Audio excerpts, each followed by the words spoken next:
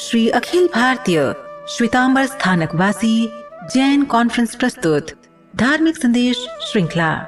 आज का विषय है देखने वाला और सोचने वाला अलग है। मन सोचता है, आत्मा जानती है। आज दिन 289 है। साधना अब मन और आत्मा के सूक्ष्म भेद को समझने की ओर बढ़ रही है। आज का विषय है देखने वाला और सोचने वाला अलग है। सामान्यतः हम मानते हैं कि जो सोच रहा है वही मैं हूँ। मन में विचार उठते हैं और हम कहते हैं मैं सोच रहा हूँ। पर यदि ध्यान से देखें तो एक अद्भुत सत्य सामने आता है। विचार चल रहे हैं और साथ ही कोई उन्हें देख भी रहा है। यदि विचार ही मैं हूँ तो फिर विचारों को देखने वाला कौन है? जब मन में क्रोध का विचार आता है तो हमें पता चलता है क्रोध का विचार आया है। जब मन में भय आता है तो हमें पता चलता है भय उपस्थित है। ये पता चलना ही आत्मा की झलक है। मन का कार्य है सोचना, आत्मा का स्वभाव है जानना।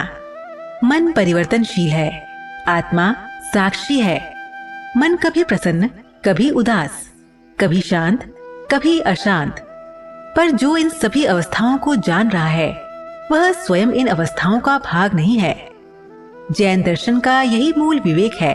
मन और आत्मा एक नहीं है। मन साधन है, आत्मा साधक है।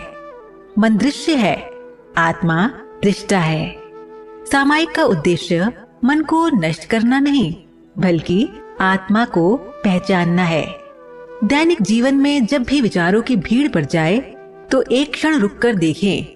विचार चल रहे हैं, फिर स्वयं से पूछें इन विचारों को जान कौन रहा है?